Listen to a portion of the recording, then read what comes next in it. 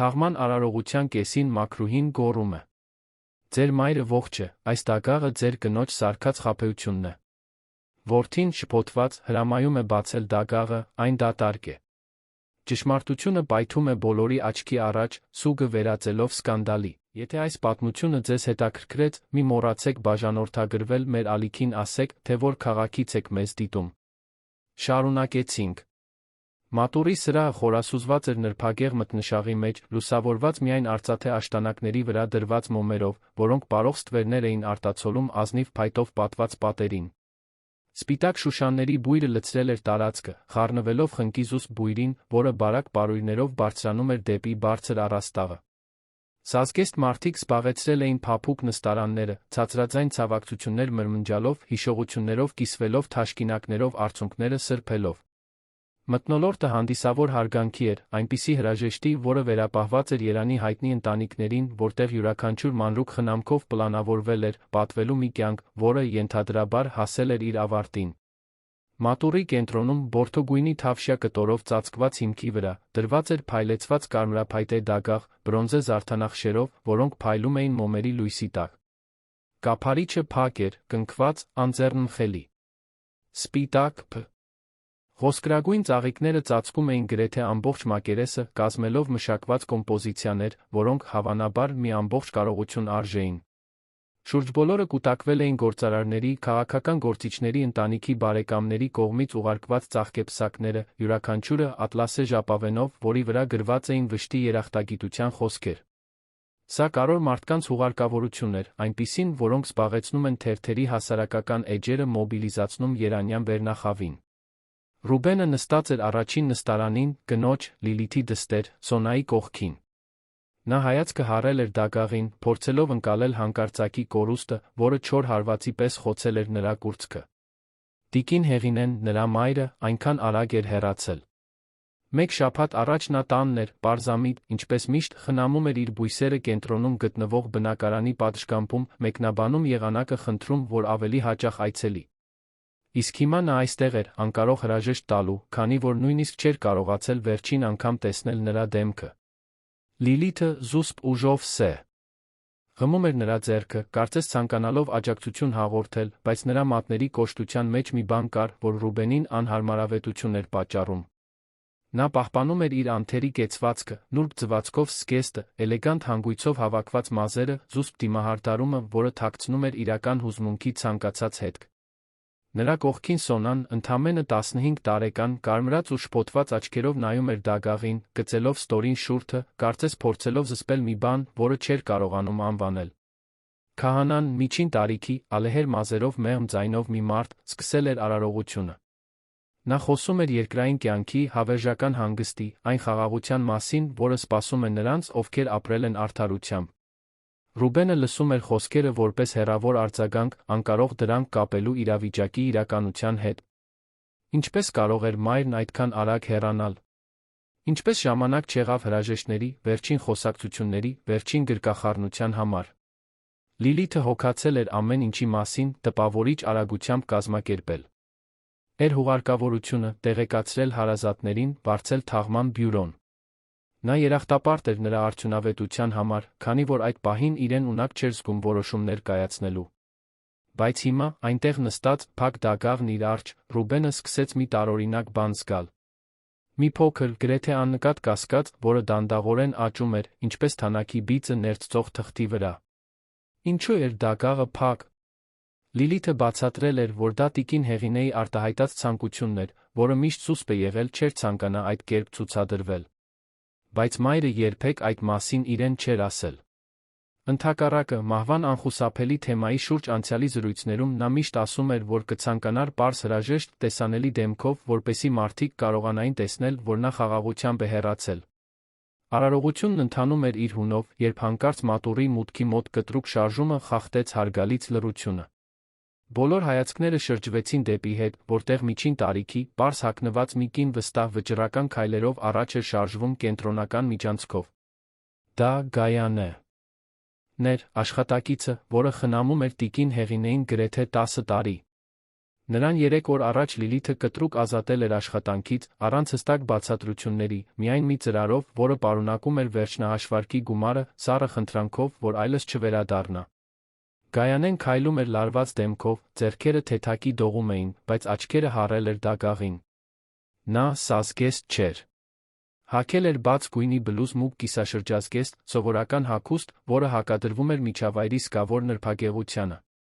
Ոմանք զարմացած մրմնջացին, մյուսները դժգոհությամբ կնճռոտեցին հոնքերը։ Լիլիթը կտրուկ շրջվեց, աչքերը լայն բացված, զարմանքի զսպված զայրույթի խառնուրդով։ Քահանան դադարեց խոսել, շփոթված ընդհատումից։ Գայանեն կանգ առավ դագաղից մի քանի մետր հեռավորության վրա, խորը շունչ քաշեց, հետո մի ձայնով, որն արձագանքեց ամբողջ սրահում, բարձր ու հստակ ասաց. «Այս դագաղը դատարկ է։ Տիկին Հեղինեն մահացած չէ։ Նա ողջ է»։ Հաջորդած լռությունը բացարձակ էր, կարծես ժամանակը սառել էր։ Ռուբենը զգաց, թե ինչպես է սիրտը բաբախում, բերանը չորանում։ Նա նայեց Գայանեին, կարծես չհասկանալով նրա արտասանած խոսքերը։ Նրա կողքին Լիլիթը քարացավ, մատները խրելով սեփական ափի մեջ։ Սա անհեթեթություն է, Լիլիթը կտրուկ ոտքի կանգնեց, ձայնը զուսպ, բայց կտրուկ։ Այս կինը խելագարվել է։ Նրան ազատել են աշխատանքից, հիմա նա եկել է այստեղ, այս սկանդալը սարքելու։ Կանչեք անվտանգությանը։ Բայց Ռուբենը նույնպես ոտքի կանգնեց, անտեսելով կնոջը։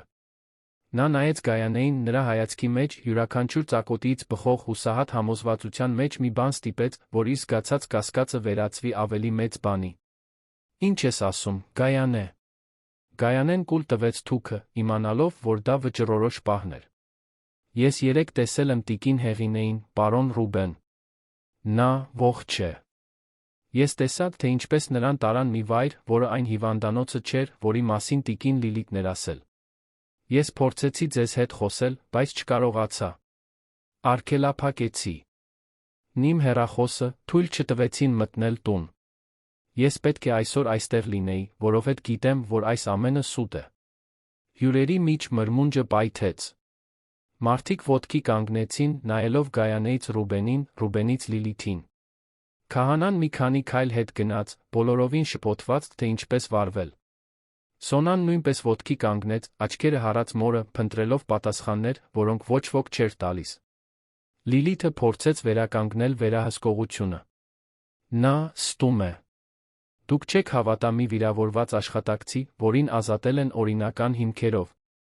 Իմ սկեսուրը մահացել է հիվանդանոցում, կամ բժշկական եզրակացություններ, կամ փաստաթղթեր։ Սա անհեթեթ զրպարտություն է։ Այդ դեպքում ցույց տուր մարմինը, ասաց Ռուբենը, սեփական ձայնը զարմացրեց նրան։ Վճռականությունը, որով խոսեց, հնչերանգը, որը մերժում չէր ընդունում։ Եթե մայրս այս դագաղում է, եթե այս ամենը սուտ է, ինչպես դու ես ասում, ապա խնդիր չկա բացել դագաղը հիմա, այստեղ, բոլորի առաջ։ Լիլիթը գունատվեց։ Ռուբեն, ծիծաղելի մի եղիր։ Մենք չենք կարող պղծել քո մոր հիշատակը մի անհիմն մեղադրանքի պատճ։ Առով։ Բայց Ռուբենն արդեն քայլում էր դեպի դագաղը։ Նա զգաց մի տարօրինակ ուժ, որը տիրում էր իրեն, կարծես բոլոր այն նշանները, որոնք անտեսել էր, բոլոր այն անորոշ պատասխանները, բոլոր այն խոչընդոտները, որոնք Լիլիթը դրել էր իր մոր միջ վերջին ամիսներին, հանկարծ իմաստ էին ստանում։ Նա շրջվեց դեպի թաղման բյուրոյի պատասխանատուն, որը տեսարանին հետում էր մատուռի կողքից։ Բացեք դագաղը։ Տղամարդը տատանվեց, նայելով Ռուբենից Լիլիթին, ակնհայտորեն անհարմար զգալով։ Պարոն, ես չեմ կարող դա անել առանց ընտանիքի պաշտոնական թույլտվության։ Ես որդին եմ։ Ես թույլատրում եմ։ Բացեք հիմա։ Ռուբեն, Լիլիթը մոտեցավ, փորձելով բռնել նրա թից։ Խնդրում եմ, դու շոկի մեջ ես, չգիտես ինչ ես անում։ Եկ դուրս գանք այստեղից, հանգիստ խոսենք։ Բայց Ռուբենը կտրուկ շարժումով ազատվեց նրանից։ Տարիների մեջ առաջին անգամ նա հստակ տեսավ կնոջը, առանց սովորության ավտոմատ վստահության ստիճների։ Եվ այն, ինչ տեսավ, վախեցրեց նրան։ Նրա աչքերում ցավ չկար, ոչ զարմանք, ոչ էլ նույնիսկ վրդովմունք։ Դրանք խուճապ էին արտահայտում։ Բացեք դագ։ Աղը, կրկնեց նա, այս անգամ ուղիղ նայելով Լիլիթին։ Եթե թաքցնելու բան չունես, խնդիր չկա։ Թաղման բյուրոյի պատասխանատուն, ճնշված տասնյակ մարդկանց հայացքներից Ռուբենի համառությունից, վերջապես իջեց։ Նա նշան արեց երկու օգնականների, որոնք մոտեցան համապատասխան գործիքներով, բացելու դեկորատիվ փականները։ Գործընթացը դանդաղ ու անհարմար էր, յուրաքանչյուր վայրկյանը մեծացնում էր լարվածությունը միջավայրում։ Որոշ մարդիկ հեռացան, մյուսները մոտեցան, կիսաշրջան կազմելով դագաղի շուրջ։ Սոնան ձեռքերով ծածկեց բերանը, աչքերը հառած տեսարանին։ Գայանեն կանգնած էր մնում, վճռական, թե ներսում դողում էր։ Երբ կափարիչը վերջապես բարձրացվեց, բացվող մետաղի ձայնը մատուռում արձագանքեց որոտի պես։ Ռուբենը մի քայլ առաջ արեց, սիրտը բաբախում էր այնքան ուժեղ, որ զարկերակը զգում էր քունքերին։ Նա նայեց դագաղի մեջ։ Եվ այնտեղ ոչինչ չկար։ Միայն սպիտակ ատլասե ներքնակը, անթերի, անձեռնմխելի։ Ոչ մի մարմին, ոչ մի հետք, ոչ մի ներկայություն։ Միայն դատարկություն։ Լռությանը փոխարինեցին ցնցման բացականչությունները։ Մարդիկ գոռացին, մյուսները հետ քաշվեցին, շատերը հանեցին իրենց բջջային հեռախոսները, լուսանկարելու կամ տեսագրելու։ Ռուբենը քարացած կանգնել էր, անկարող ընկալելու այն, ինչ տեսնում էր։ Ոտքերը թուլացան, նա ստիպված եղավ հենվել դագաղի եզրին, որպեսզի չընկնի։ Աստված իմ, մրմնջաց ինչ-որ մեկը։ Ճիշտ է։ Ոչ ոք չկա։ Լիլիթը մի քանի քայլ հետ գնաց, դեմքն այժմ բոլորովին սպիտակ։ Նա շուրջը նայեց, ելք փնտրելով, բայց շրջապատված էր մեղադրական հայացքներով։ Սոնան մոտեցավ նրան, ձայնը դողացող։ Մամ, ինչ է կատարվում։ Որտեղ է տատիկը։ Լիլիթը չպատասխանեց։ Նա պարզապես գլուխը թափահարեց, կարծես հրաժարվելով ընդունել, որ դա տեղի էր ունենում։ Ռուբենը շրջվեց դեպի նա, աչքերը կարմրած, ձայնը խռպոտ։ Որտեղ է մայրս, Լիլիթ։ Նա փորձեց խոսել, բայց ոչ մի բառ դուրս չեկավ։ Գայանեն, որը մինչ այդ պահը լուռ էր մնացել, մի քայլ առաջ արեց։ Ես կարող եմ ձեզ տանել նրա մոտ։ Ես գիտեմ, թե որտեղ է տիկին Հեղինեն։ Ռուբենը նայեց Գայանեին, օրերի մեջ առաջին անգամ զգաց մի բան, որը ոչ միայն ցավ կամ շփոթություն էր։ Նա հույս զգաց։ Փխրուն, վախեցնող, բայց իրական հույս։ Տար ինձ նրա մոտ։ Հիմա։ Գայանեն գլխով արեց։ Բայց մինչ նրանք կհասցնեին դուրս գալ, Լիլիթը վերջապես գտավ իր ձայնը, այն, ինչ ասաց, բացահայտեց նրան պատած բացարձակ հուսահատությունը։ Դուք չեք հասկանում։ Դուք ոչինչ չեք հասկանում։ Նա ճանապարհին էր։ Նա միշտ ճանապարհին է եղել։ Այն ամենը, ինչ մենք կառուցել ենք, այն ամենը, ինչ պլանավորել ենք, նա արգելափակում էր։ Ես պետք է ինչ-որ բան անեի։ Լռությունը վերադարձավ, ել ավելի ծանր։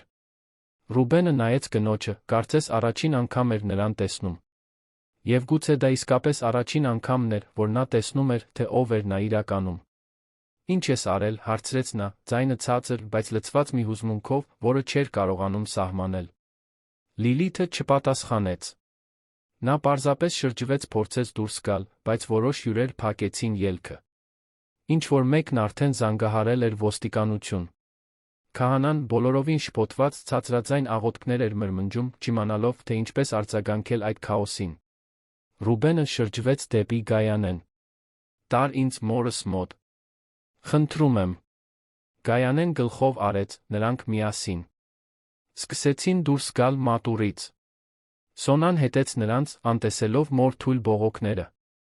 Միջանցքով քայլելիս Ռուբենը զգում էր, կարծես արթնանում էր երկար մղձավանջից, բայց մինույն ժամանակ մտնում էր մեկ ուրիշ, էլ ավելի մռայլ մղձավանջի մեջ։ Յուրաքանչյուր քայլը մի քայլ էր դեպի ճշմարտություններ, որոնց դիմակայելու համար նա չգիտեր, արդյոք պատրաստ էր։ Գայանեն նրանց ուղեկցեց դեպի կայանատեղի, որտեղ նրանք նստեցին Ռուբենի մեքենան։ Ճանապարհին նա պատմեց ամեն ինչ։ Թե ինչպես էին տիկին Հեղինեին աստիճանաբար մեկուսացրել։ Թե ինչպես էին այցելություններն արգելափակվել, ներառյալ իրենը։ Թե ինչպես 3 օր առաջ նա վերադարձել էր բնակարան, վերցնելու մոռացված որոշ իրեր տեսել էր, թե ինչպես են տղամարդիկ տիրուհուն, որը կարծես թմրեցված լիներ, տանում դեպի առանց տարբերանշանների մի ֆուրգոն։ Թե ինչպես էր փորձել միջամտել սպառնալիքների արժանացել։ թե ինչպես էր զգուշորեն հետել ֆուրգոնին հայտնաբերել քաղաքի ծայրամասում գտնվող մի մասնավոր կլինիկայի հասցեն, մի զուսպ, գրեթե թաքնված վայր, որը կարծես պաշտոնական գրանցում չուներ։ Նա էր դիմադրում, ասաց Գայանեն, արցունքները վերջապես հոսելով։ Նա այնքան թույլ էր, պարոն Ռուբեն։ Այնքան թույլ։ Եվ ոչ ոք ոչինչ չհարցրեց։ Ոչ ոք չստուգեց։ Պարզապես տարան նրան։ Ռուբենը լուր լսում էր, ձեռքերը սեղմած ղեկին, աչքերը հառած ճանապարհին։ Նրա կողքին Սոնան լուր լալիս էր, գրկած ինքն իրեն։ Տատիկի կերպարը, որը միշտ այնքան ուժեղ ու ներկա էր, այդ կերպ վարվելու տեսարանը մի բան էր, որը նա չէր կարողանում ընկալել։ Երբ վերջապես հասան կլինիկա, դա ցածր, պարզ տեսքով մի շենք էր, շրջապատված բարձր պարիսպներով, երկաթե դարպասներով։ Ոչ մի ցուցանակ չկար, միայն մի համար մուտքի մոտ։ Ռուբենը շտապ իջավ մեքենայից, Գայանեն Սոնան անմիջապես հետից։ Ոստիկանությունն արդեն տեղեկացվել էր ճանապարհին էր, բայց նա չէր կարող սպասել։ Նրանք մտան ընդունարան, որտեղ սպիտակ խալաթով մի կին փորձեց արգելել նրանց։ Ռուբենը ուշադրություն չդարձրեց։ Նա անցավ միջանցքով, բացելով դռները, կանչելով մորը, մինչ որ մի սենյակում, խորքում, գտավ նրան։ Տիկին Հեղինեն պառկած էր պարզ հիվանդանոցային մահճակալի վրա, միացված կաթիլայիններին, դեմք գունատ ու նիհար, աչքերը փակ։ Բայց նա շնչում էր։ Նա ողջ էր։ Ռուբենը վազեց նրա մոտ, զգուշորեն բռնելով նրա ձեռքը, կարծես վախենալով, որ նա կկոտրվի։ Մամ, ես եմ։ Ես այստեղ եմ։ Տիկին Հեղինեն դանդաղ բացեց աչքերը, շփոթված, ապա կողմնորոշված։ Մի քանի վայրկյան պահանջվեց, որպեսզի կենտրոնանա որդու դեմքի վրա։ Երբ վերջապես ճանաչեց նրան, դիմագծերը գծկվեցին թեթացման հոգնածության արտահայտությամբ։ Ռուբեն, շշնջաց նա, ձայնը թույլ։ Դու եկար։ Այո, մամ։ Ես այստեղ եմ։ Դու հիմա ապահով ես։ Սոնան նույնպես մոտեցավ, բռնելով տատիկի մյուս ձեռքը, բացահայտ լաց լինելով։ Գայանեն կանգնած մնաց դռան մոտ, թեթացած, բայց նա անհանգիստ, թե ինչ էր սպասվում հետագայում։ Ոստիկանությունը ժամանեց րոպեներ անց, շտաբ բժշկական օգնության թիմի ուղեկցությամբ։ Տիկին Հեղինեին անմիջապես տեղափոխեցին իսկական հիվանդանոց, որտեղ նրան պատշաճ կերպով կզննեին, կբուժեին։ Ռուբենը ոչ մի վայրկյան չհեռացավ նրա կողքից, կարծես վախենալով, որ եթե տեսադաշտից կորցնի նրան, նա նորից կանհետանա։ Մինույն ժամանակ, մատուռում, Լիլիթին հարցաքննում։ Էին։ Նա փորձել էր ամուր մնալ, հերքելով ամեն ինչ, բայց ապացույցները սկսում էին կուտակվել։ Թաղման բյուրոյի պատասխանատուն ճնշման տակ խոստովանեց, որ իրեն վճարել են դատարկ դագաղ տրամադրելու համար։ Գտնվեցին կեղծ փաստաթղթեր։ Բանկային գրանցումները ցույց տվեցին կասկածելի փոխանցումներ։ Եվ այսպես, այն, ինչ պետք է լիներ լուր հարգալից հուղարկավորություն, վերածվեց մի սկանդալի սկզբի, որը կցնցեր ոչ միայն ընտանիքը, այլ ողջ Երանյան հասարակությունը։ Լուրը արագ տարածվեց։ Լրագրողները սկսեցին հավաքվել հիվանդանոցներում, ոստիկանական բաժանմունքներում, մատուռի դռան մոտ։ Տեսախցիկները ֆիքսում էին յուրաքանչյուր շարժում, յուրաքանչյուր հայտարարություն, յուրաքանչյուր նոր բացահայտված մանրամասն։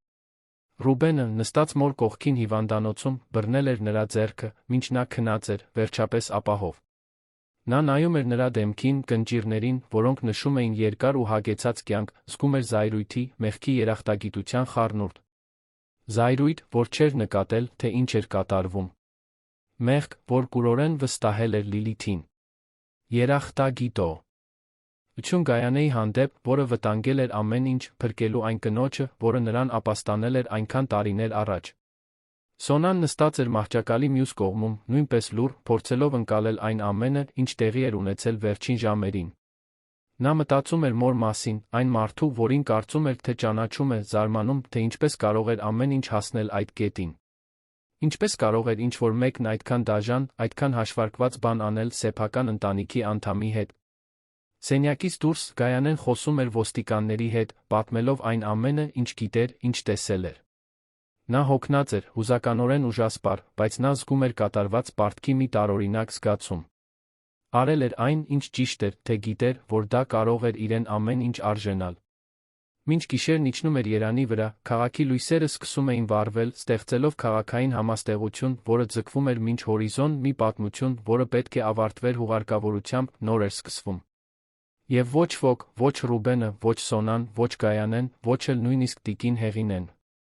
չէր պատկերացնում, թե մինչ ուր կտաներ նրանց այդ ճշմարտությունը, ինչ գաղտնիքներ դեռ կբացահայտվեին, որքան ավելի շատ ցավ ու փոխակերպում էր սպասվում։ Մատուռի դատարկ դագաղը կմնար որպես խորհրդանիշ։ Ստերի խորհրդանիշ, որոնք գրեթե հաղթանակեցին։ Լուրջ չարության խորհրդանիշ, որը թաքնվում էր անթերի արտաքինի հետում։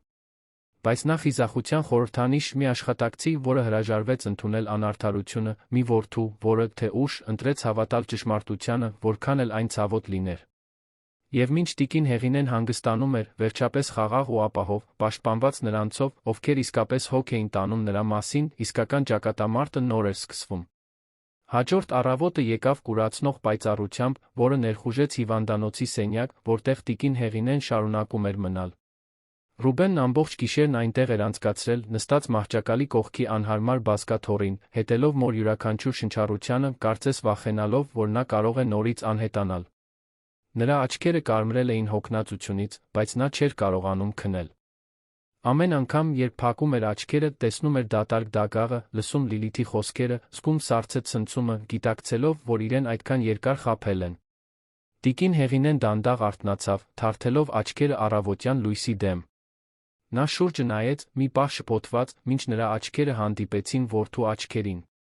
Թույլ ժպիտ հայտնվեց նրա չորացած շուրթերին։ «Դու դեռ այստեղ ես», ասաց նա, ձայնը խռպոտ, բայց փոփված։ Ռուբենն անմիջապես ոտքի կանգնեց, մոտենալով մահճակալին։ «Ես այստեղ եմ, մամ։ Եվ չեմ հեռանալու։ Այլս երբեք թույլ չեմ տա, որ նման բան տեղի ունենա»։ Նա մեկնեց ձեռքը, Ռուբենը զգուշորեն բռնեց այն։ Նրա մատները սառն էին, նիհար, բայց սեղմումն իրական էր, կենդանի։ «Ես գիտեի, որ դու կգաս», շշնջաց նա։ «Ես փորձում էի հետքեր թողնել։ Փորձում էի զգուշացնել։ Բայց նա խելացի էր։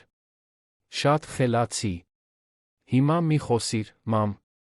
Հանգստացիր։ Բժիշկներն ասացին, որ դու պետք է ապաքինվես»։ Բայց տիկին Հեղինեն թեթակի գլուխը թափահարեց։ «Պետք է պատմեմ քեզ։ Պետք է, որ դու իմանաս»։ Նա ամեն ինչ պլանավորել էր։ Ամիսներ շարունակ։ Գուցե տարիներ։ Ես շատ ուշ հասկացա։ Ռուբենը կոկորդում հանգույց զգաց։ «Դրա մասին կխոսենք, երբ ավելի լավ լինես։ Առայժմ դու ապահով ես։ Դա է միայն կարոր»։ Սենյակից դուրս Սոնան միջանցքում խոսում էր Գայանեի հետ։ Աղջիկը փոխվել էր։ Հուղարկավորության բացահայտումից հետո նրա մեջ ինչ-որ բան փոխվել էր։ Նա նայում էր Գայանեին երախտագիտության հետաքրքրասիրության խառնուրդով, կարծես առաջին անգամ էր տեսնում մեկին, որը միշտ այնտեղ է եղել, բայց երբեք իսկապես չի նկատվել։ «Դու ի սկզբանե գիտեիր, այնպես չէ՞, հարցրեց Սոնան ցածրաձայն։ «Դու գիտեիր, որ մայրս ստում է»։ Գայանեն հոգոց հանեց, հենվելով միջանցքի սառը պատին։ «Ես կասկածում էի։ Քո տատիկը որոշ ժամանակ է, ինչ ինձ բաներ էր պատմում։ Փոքր բաներ։ Թե ինչպես է իրեն հետում, թե ինչպես են իր զանգերը վերահսկվում, թե ինչպես են իր նամակներն անհետանում։ Բայց ես ապացույցներ չունեի։ Եվ երբ փորձեցի խոսել քո հոր հետ, մայրդ միշտ հայտնվում էր, միշտ բացատրություն ուներ։ Ես ինձ անզոր էի զգում»։ Սոնան գծեց շուրթը, աչքերը լցվել էին արցունքներով։ «Ես պետք է նկատեի։ Ես նույն տանն եմ ապր»։ Ու՞մ։ Ինչպես չնկատեցի։ Դու երեխա էիր, երբ ամեն ինչ սկսվեց։ Եվ մայրդ շատ լավ էր կարողանում թաքցնել ամեն ինչ։ Ամեն ինչ նորմալ ներկայացնել։ Բայց նորմալ չէր, ասաց Սոնան, ձայնը կոտրվելով։ Ոչինչ նորմալ չէր։ Ես պարզապես չէի ուզում տեսնել։ Մինչ Գայանեն կհասցներ պատասխանել, մի ոստիկան մոտեցավ։ Դա տեսուչ Արսեն Սարգսյանն էր, միջին տարիքի, փորձառու մի մարդ, որի աչքերը կարծես շատ բան տեսած լինեին տարիների ընթացքում։ Նա հարգալից գլխով ողջունեց երկուսին էլ։ «Օրիորդ Սոնա, տիկին Գայանե։ Մենք պետք է պաշտոնականացնենք որոշ ցուցմունքներ։ Եթե կարող եք, ուղեկցեք ինձ»։ Նրանք հետեցին տեսուչին մինչ հիվանդանոցի ներսում գտնվող մի առանձին սենյակ, որտեղ նա մի տեսակ ժամանակավոր բազա էր ստեղծել նախնական հարցաքննություններն անցկացնելու համար։ Սենյակը փոքր էր, սպիտակ պատերով, պարզ սեղանով։ Տեսուչը նստեց մի կողմում, Գայանեն՝ մյուս, իսկ Սոնան կանգնած մնաց, հենված պատին։ Տիկին Գայանե, սկսեց տեսուչը, բացելով նոթատետրը։ Պետք է, որ ինձ ամեն ինչ նորից պատմեք, ի սկզբանե։ Յուրաքանչյուր մանրուք կարող է լինել։ Գայանեն խորը շունչ քաշեց, սկսեց պատմել ամեն ինչ։ Թե ինչպես էր 10 տարի աշխատել տիկին Հեղինեի մոտ, զարգացնելով մի հարաբերություն, որը դուրս էր պարզապես խնամողի գործառույթից։ Թե ինչպես էր տիրուհին գրեթե մոր պես դարձել իր համար, հատկապես այն բանից հետո, երբ Գայանեն տարիներ առաջ վթարի հետանքով կորցրել էր սեփական ընտանիքը։ Թե ինչպես էր Լիլիթը միշտ իրեն որոշակի սառնությամբ վերաբերվել, բայց դա սաստկացել էր վերջին ամիսներին։ Թե ինչպես էր աստիճանաբար դուրս մղվել տան առօրյայից, արգելվել ուղեկցել տիկին Հեղինեին բժշկական այցելությունների, արգելվել պատասխանել տարեց կնոջն ուղված զանգերին։ Վերջին ամսին էր, որ ամեն ինչ իսկապես տարօրինակ դարձավ, ասաց Գայանեն, ձայնը թեթակի դողալով հիշողությունները վերապրելիս։ Տիկին Հեղինեն սկսեց ինձ թաքուն գրություններ փոխանցել։ Փոքր թղթի կտորներ, հաղորդագրություններով։ Բաներ, ինչպիսիք են, նրանք ինչ-որ բան են պլանավորում, կամ մի վստահիր նրան։ Ես լավ չէի հասկանում։ Կարծեցի, թե դա պարանոյա է, որ նա շփոթված է։ Բայց հետո, մեկ շաբաթ առաջ, ես նրան գտա։ Սենյակում լաց լինելիս։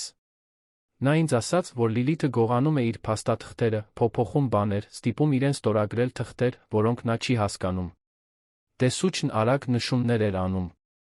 Եվ դուք առերեսվեցիք տիկին Լիլիթի հետ։ Փորձեցի։ Բայց նա ինձ տեղում ազատեց աշխատանքից։ Ասաց, որ ես պատմություններ եմ հորինում, որ փորձում եմ մանիպուլացնել տիկին Հեղինեին։ Լավ գումար առաջարկեց, որպեսզի հեռանամ խնդիրներ չստեղծեմ։ Ես ընդունեցի գումարը, քանի որ կարիք ունեի, բայց չընդունեցի լռությունը։ Շարունակեցի հեռվից հետել։ Այդպես էլ տեսա, երբ 3 օր առաջ տիկին Հեղինեին տարան այստեղից։ Սոնան, որը մինչ այդ լուր լսում էր, մոտեցավ սեղանին։ Ճիշտ է, որ մայրս փոփոխել է տատիկիս փաստաթղթերը։ Տեսուչը որոշակի խղճահարությամբ նայեց աղջկան։ Մենք դա հետաքննում ենք։ Բայց ցուցումներ կան, այո։ Գտնվել են մի քանի անկանոնություններ։ Չարտոնված բանկային փոխանցումներ, կեղծ լիազորագրեր, գտակների փոփոխություններ։ Ամեն ինչ շատ լավ արված, շատ պրոֆեսիոնալ։ Ձեր մայրն արտաքին օգնություն է ունեցել։ Սոնան զգաց, որ ոտքերը թուլանում են։ Ստիպված եղավ նստել։ Մոր կերպարը, որը միշտ այնքան վերահսկված էր, միշտ այնքան կատարյալ, սկսեց փշրվել նրա մտքում։ Դա պարզապես մեկուսացված սուտ չէր։ Դա բարդ ցանց էր, հյուսված տարիների ընթացքում, համբերությամբ, սառնությամբ։ Գայանեի ցուցմունքն ավարտելուց հետո տեսուչը խնդրեց, որ Սոնան նույնպես պատմի այն ամենը, ինչ գիտեր։ Աղջիկը խոսեց իր տատիկի միջ աստիճանական օտարման մասին, թե ինչպես էր մայրը միշտ արդարացում ունենում այցելություններն արգելելու համար, թե ինչպես էր տատիկն ավելի ու ավելի հոգնած ու լուռ թվում այն սակավաթիվ անգամներին, երբ տեսնվում էին։ Խոսեց խոսակցությունների մասին, որոնք հիմա իմաստ էին ստանում, հայացքների մասին, որոնք հիմա թվում էին օգնության խնդրանքներ։ Մինույն ժամանակ, քաղաքի մեկ այլ մասում, Լիլիթին հարցաքննում էին ոստիկանական բաժանմունքում։ Նա գիշերն անցկացրել էր խցում, դեռս հուղարկավորության հագուստով, մազերը խառնված, դիմահարդարումը քսված։ Բայց նույնիսկ այդպես, նա պահպանում էր կոշտ, գրեթե մարտահրավեր նետող կեցվածք։ Նստած երկու քննիչների դիմաց, նա հաշվարկված վճռական ուությամբ հերքում էր ամեն ինչ։ Ես ոչ մի անօրինական բան չեմ արել։ Իմ սկեսուրը հիվանդ էր, թուլացած։ Ես խնամել եմ նրան։ Կայացրել եմ դժվար որոշումներ, այո, բայց միշտ մտածելով նրա ընտանիքի բարօրության մասին։ Այդ դեպքում ինչու էր դագաղը դատարկ, տիկին Լիլիթ, հարցրեց քննիչներից մեկը, ձայնը չոր։ Լիլիթը մի վայրկյան տատանվեց, բայց արագ վերականգնվեց։ Դա թաղման բյուրոյի սխալն էր։ Նրանց սխալը։ Ես չգիտեի։ Դուք եք վարձել թաղման բյուրոն։ Վճարել եք կանխիկ, ըստ գրանցումների։ Եվ պատասխանատուն արդեն խոստովանել է, որ իրեն լրացուցիչ վճարել են դատարկ դագաղ տրամադրելու համար, առանց հարցեր տալու։ Նա ստում է։ Բոլորը ստում են։ Այդ աշխատակիցը Գայանեն միշտ խնդրահարույց է եղել։ Նա մանիպուլացրել է իմ սկեսրոջը, հիմա մանիպուլացնում է իմ ընտանիքը։ Քննիչները հայացքներ փոխանակեցին։ Ակնհայտ էր, որ Լիլիթը հեշտությամբ չէր համագործակցելու։ Նա կառուցել էր հերքումների ամրոց, փորձում էր դրա յուրաքանչյուր կտորը կանգուն պահել, նույնիսկ երբ ամեն ինչ փլուզվում էր շուրջը։ Կեղծ հուղարկավորության լուրը տարածվեց գրագ։ Ի պես թերթեր, կայքեր, սոցիալական ցանցեր, բոլորը լուսաբանում էին գործը սենսացիոն մանրամասներով։ Պատմությունն ուներ բոլոր այն տարրերը, որոնք հանրությունը սիրում էր։ Հարուստ ընտանիք, մութ գաղտնիքներ, ակնհայտորեն անկասկածելի չարագործ, անհավանական հերոսուհի, իդեմս Գայանեի։ Հեռուստաընկերություններն ուղարկեցին թիմեր, լուսաբանելու յուրաքանչյուր տեսանկյուն։ Լրագրողները շրջապատեցին հիվանդանոցը, ոստիկանական բաժանմունքը, ընտանիքի տունը կենտրոնում։ Գայանեին մոտեցան բազմաթիվ լրագրողներ։ Սկզբում նա փորձում էր խուսափել նրանցից, բայց վերջում զիջեց, հարցազրույց տվեց տեղական հեռուստաընկերությանը։ Նստած պարզ աթոռին, տեսախցիկների ուժեղ լույսի տակ, նա անկեղծությամբ հուզմունքով պատմեց իր պատմության տարբերակը։ Նա ուշադրության կենտրոնում լինել չէր փնտրում, փառք չէր ցանկանում, բայց ուզում էր, որ ճշմարտությունը հայտնի դառնա։ Ես ոչ մի արտառոց բան չեմ արել, ասաց նա, ձայնը վճռական, բայց լցված հուզմունքով։ Պարզապես արել եմ այն, ինչ ցանկացած մարդ պետք է աներ։ Տիկին Հեղինեն ինձ ապաստան տվեց, երբ ես ոչ ոք չունեի։ Նա ինձ աշխատանք տվեց, արժանապատվություն, վերաբերվեց ինձ որպես ընտանիքի անդամի։ Ինչպես կարող էի լքել նրան, երբ նա ամենաշատն էր իմ կարիքն ունեցել։ Դա կլիներ դավաճանել այն ամենին, ինչ նա արել է ինձ համար։ Հարցազրույցը վիրուսային դարձավ։ Գայանեն դարձավ հավատարմության խիզախության խորհրդանիշ։ Սոցիալական ցանցերի էջերը կիսվում էին նրա պատմությամբ, գովաբանելով նրա ազնվությունը։ Շատերը մեկնաբանում էին, թե ինչպես են տնային աշխատողները հաճախ անտեսանելի, բայց որ Գայանեն ապացուցեց, որ նրանք նույնքան կարևոր արժանապատիվ են, որքան ցանկացած այլ մարդ։ Սկսվեցին նվիրատվություններ, մարդիկ ցանկանում էին ֆինանսապես օգնել նրան, առաջարկում էին աշխատանք, աջակցություն։ Բայց ոչ ամբողջ ուշադրությունն էր դրական։ Հարցազրույցից 2 օր անց Գայանեն սկսեց տարօրինակ զանգեր ստանալ։ Հեռախոսը զանգում էր, նա պատասխանում էր, բայց մյուս կողմում միայն լռություն էր։ Դա տեղի ունեցավ 3, 4, 5 անգամ։ Նա մտածեց արգելափակել համարները, բայց դրանք միշտ փոխվում էին։ Հետո սկսվեցին հաղորդագրությունները։ Առաջինը եկավ տեքստային հաղորդագրությամբ անհայտ համարից։ Այն կարճ էր, ուղիղ։ Դու սխալ ես գործել։ Դեռ կարող ես դա շտկել։ Գայանեն սարսուռ զգաց։ Նա հաղորդագրությունը ցույց տվեց ոստիկանությանը, որը սկսեց հետել, բայց համարները միանգամյա օգտագործման էին, դժվար հետագծելի։ Երկրորդ հաղորդագրությունն ավելի բացահայտ էր։ $50,000, որպեսզի մոռանաս այն, ինչ տեսել ես, փոխես քո ցուցմունքը։ Լավ առաջարկ է։ Գայանեն չպատասխանեց։ Նա գիտեր, որ իրեն փորձում են, ճնշում, որպեսզի տեսնեն, թե մինչ ուր կգնա իր հավատարմությունը։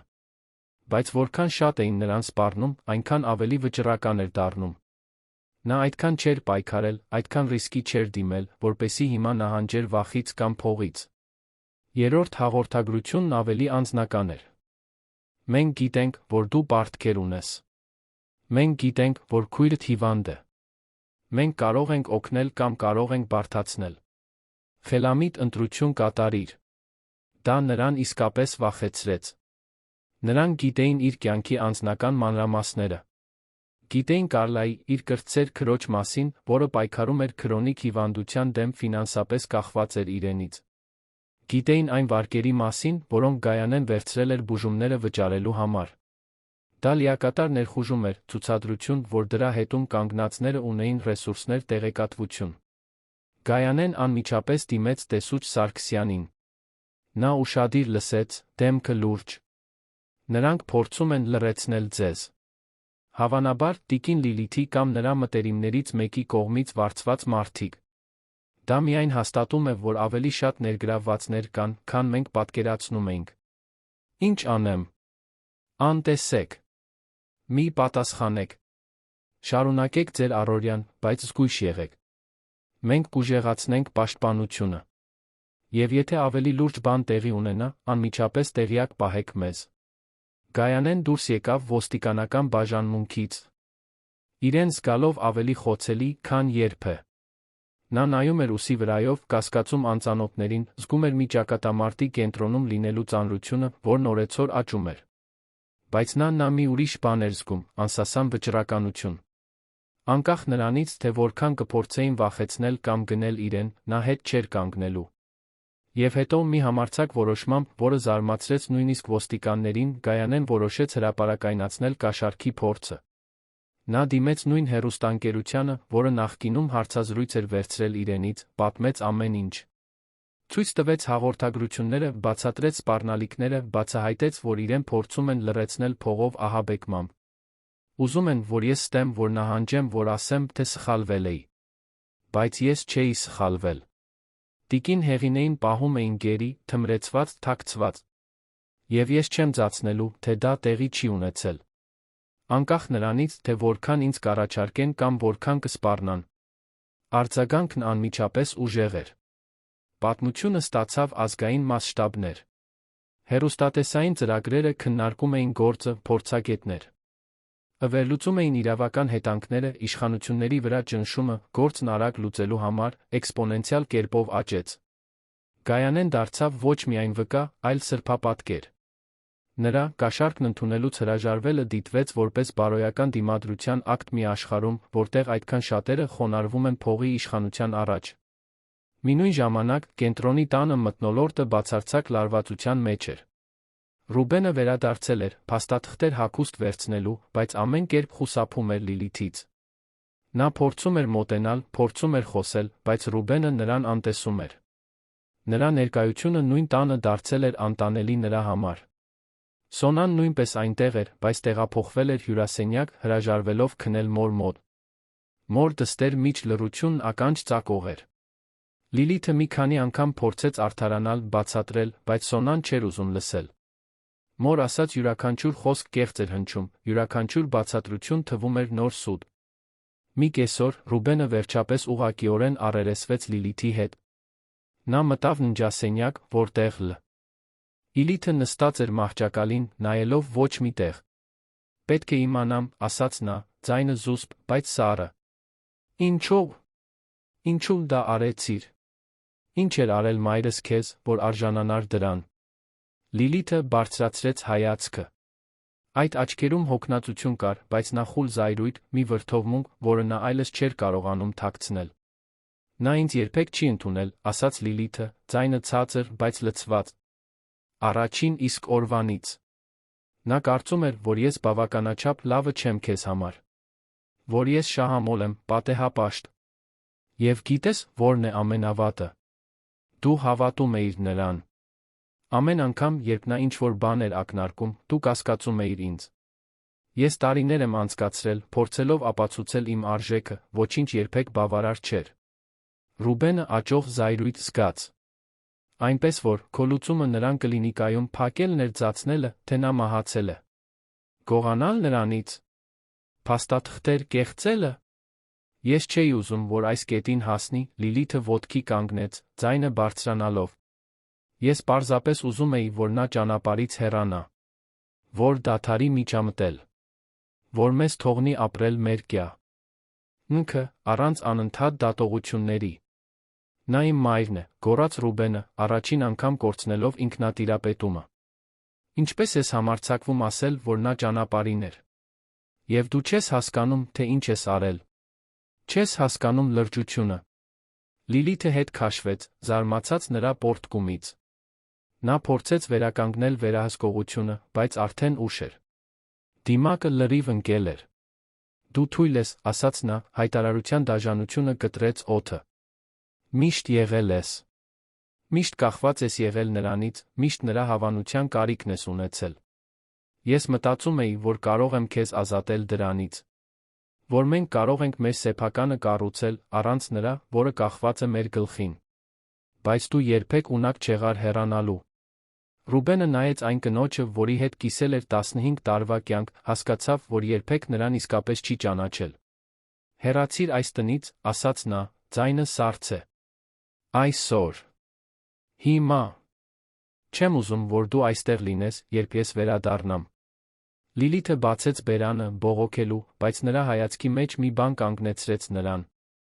Նա արագ վերցրեց որոշ իրեր։ Դուրս եկավ, շրխկացնելով դուռը։ Ռուբենը մենակ մնաց սենյակում, զգալով, կարծես մի հսկայական բեռ էր հանվել իր ուսերից, բայց միևնույն ժամանակ, կարծես իր մի մասը պոկվել էր։ Սոնան հայտնվեց դռան մոտ քիչ անց։ Նա ամեն ինչ լսել էր։ Հայր, լավ ես։ Ռուբենը գլխով արեց, բայց չկարողացավ խոսել։ Սոնան մոտեցավ, գրկեց նրան, մի բան, որ նրանք տարիներ շարունակ չէին արել։ Եվ այնտեղ գրկախառնված հայր ու դուստր միասին լաց եղան, զգալով ոչ միայն այն, ինչ բացահայտվել էր, այլ այն ամենը, ինչ կորցրել էին կուրության անտարբերության տարիների ընթացքում։ Այդ գիշեր Ռուբենը վերադարձավ հիվանդանոց։ Տիկին Հեղինեն արթուն էր, ավելի զգոն, քան նախորդ օրերին։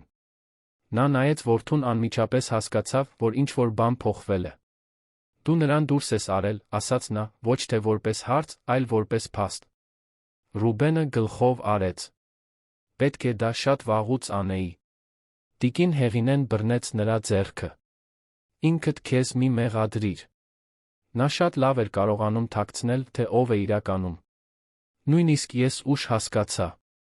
Մամ, մի բան կա, որ պետք է իմանամ։ Դու ասացիր, որ հետ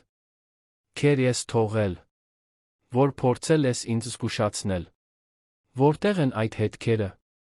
Տիկին Հեղինեն թույլ ժպտաց։ Այնպիսի վայրերում, որոնք միայն դու կիմանայիր փնտրել։ Տանը։ Իմ իրերի մեջ։ Ես թաքցրել եմ թղթեր, ձայնագրություններ, փաստաթղթերի պատճեններ։ Մտածեցի, որ եթե ինձ հետ ինչ-որ բան պատահի, դու ի վերջո կգտնես։ Ռուբենը զգաց, որ իր մեջ նոր վճռականություն է աճում։ Ես ամեն ինչ կգտնեմ, մամ։ Կբացահայտեմ նրա արածի ամբողջ ծավալը։ Եվ կապահովեմ, որ նա դրա համար պատասխան տա։ Եվ այսպես մինչ գիշերն առաջանում էր Երանի վրա, մինչ քաղաքը շարունակում էր իր խելահեղ ռիթմը, անտարբեր իր անկյուններում ծավալվող անձնական դրամաների նկատմամբ, Ռուբենը գիտեր, որ ճակատամարտը դեռ հեռու էր ավարտից։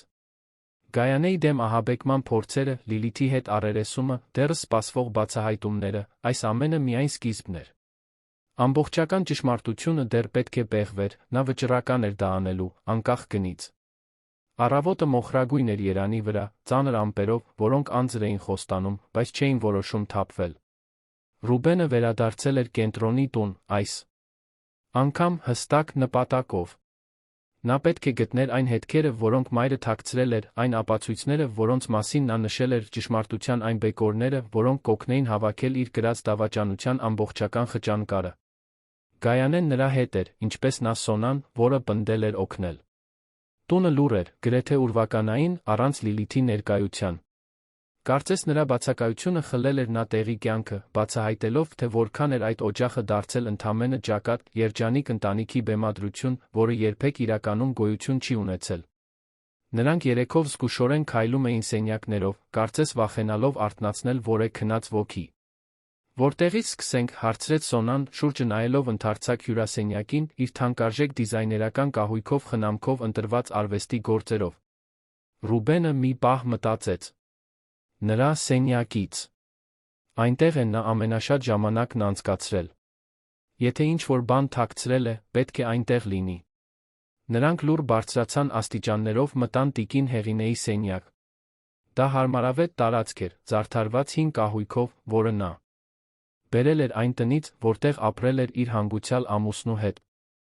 Պատերին լուսանկարներ կային, դրանցից շատերում Ռուբենը դեռ երեխա էր, որոշներում Սոնան նորածին, մյուսներում ընտանեկան պահեր, որոնք հիմա թվում էին պատկանում են մեկ այլ կյանքի։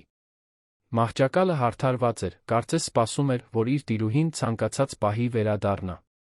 Գայանեն կանգնեց դռան մոտ, տատանվելով։ Զգում եմ, կարծես ներխուժում եմ նրա անձնական տարածք։ Ռուբենը շրջվեց դեպի նա։ Դու չես ներխուժում։ Դու օգնում ես։ Մայրս վստահում է քեզ։ Նա կցանկանար, որ դու այստեղ լինեիր։ Նրանք սկսեցին մեթոդաբար փնտրել։ Ռուբենը բացեց պահարանի դարակները, զննելով յուրաքանչյուր ծալված հագուստ, յուրաքանչյուր թաշկինակ, յուրաքանչյուր անձնական իր Սոնան ստուգեց գրապահարանը, թերթելով յուրաքանչյուր գիրք, թաքնված թղթեր փնտրելով էջերի մեջ։ Գայանեն զննեց զգեստապահարանը, ստուգելով կախված վերարկուների զգեստների գրպանները։ Սոնան էր, որ գտավ առաջին հետքը։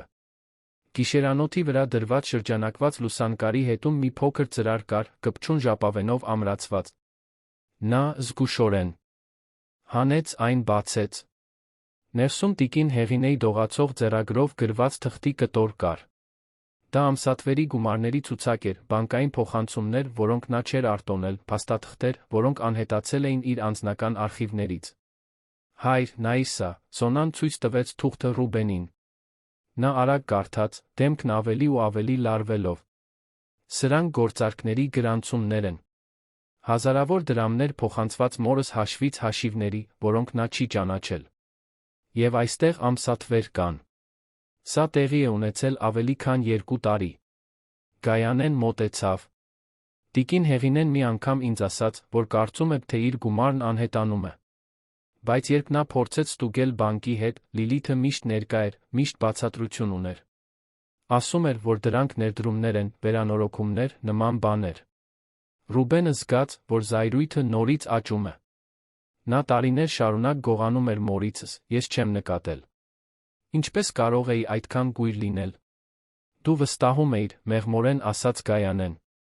Հանցագործություն չէ վստահել նրան, ում սիրում ես։ Բայց հանցագործություն է ամփ։ Ույթ լինելը։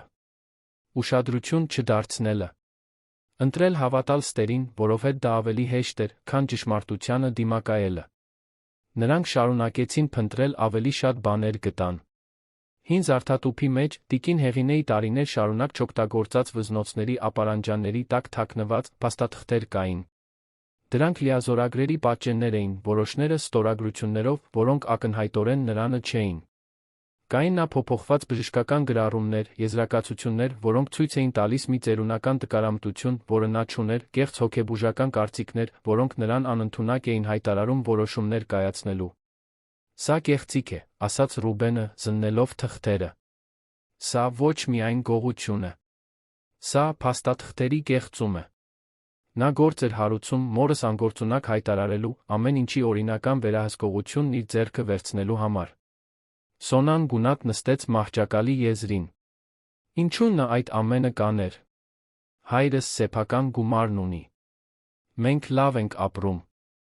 Ինչին էր պետք տատիկիս գումարը։ Ռուբենը հոգոց հանեց։ Սա միայն փողի մասին չէ, Սոնա։ Սա վերահսկողության մասին է։ Իշխանության։ Մայրդ միշտ ուզել է ամեն ինչ ղեկավարել, բոլոր որոշումներում վերջին խոսքն ունենալ։ Մայրս դրա համար խոչընդոտ էր։ Քանի դեռ նա այստեղ էր, պարզամիտ ներկա, մայրդ երբեք չէր ունենա այն բացարձակ վերահսկողությունը, որը ցանկանում էր։ Բայց նա չափն անցել է, ասաց Գայանեն։ Այնքան, որ հետդարձի ճանապարհ չկա։ Նրանք շարունակեցին որոնումները, Գայանեն գտավ մի բան, որը նրանցից ոչ ոք չէր սպասում։ Պահարանի խորքում, հին կոշիկի տուփի մեջ, փոքրիկ թվային ձայնագրիչ կար։ Հին մոդել էր, բայց աշխատող։ Գայանեն միացրեց այն, տիկին Հեղինեի ձայնը լցրեց սենյակը։ Դա վերջերս արված ձայնագրություն էր, ընդամենը մի քանի օր առաջ, մինչ նրան տանելը։ Ձայնագրության մեջ տիկին Հեղինեն բացատրում էր այն ամենը, ինչ գիտեր, ինչ բացահայտել էր։ Նա խոսում էր այն մասին, թե ինչպես էր Լիլիթը սկսել մեկուսացնել իրեն, թե ինչպես էր նկատել, որ փաստաթղթերը փոփոխվում են, թե ինչպես էր ավելի ու ավելի գերի զգում սեփական տանը։ Նրա ձայնը վճռական էր, պարզամիտ, առանց այն մտավոր շփոթության նշան, որը կեղծ եզրակացությունները փորձում էին պնդել։ Ես սա ձայնագրում եմ, որովհետև վախենում եմ, ասում էր տիկին Հեղինեի ձայնը։ Վախենում եմ նրանից, թե նա ինչի է ընդունակ։ Ես փորձել եմ խոսել Ռուբենի հետ, բայց նա միշտ ներկա է, միշտ ընդհատում է։ Փորձել եմ մենակ դուրս գալ, բայց ինձ հետում են։ Զգում եմ, որ կորցնում եմ սեփական կյանքիս վերահսկողությունը։ Եթե ինձ հետ ինչ-որ բան պատահի, եթե ես անհետանամ կամ եթե ասեն, որ խելքս թռցրել եմ, խնդրում եմ, լսեք այս ձայնագրությունը։ Ես պարզամիտ եմ։ Ես գիտեմ, թե ինչ է կատարվում։ Եվ ես օգնության կարիք ունեմ։ Ձայնագրության մեջ դադար եղավ, կարծես տիկին Հեղինեն տատանվել էր շարունակելուց առաջ։ Լիլիթն այն չէ, ով դուք կարծում եք։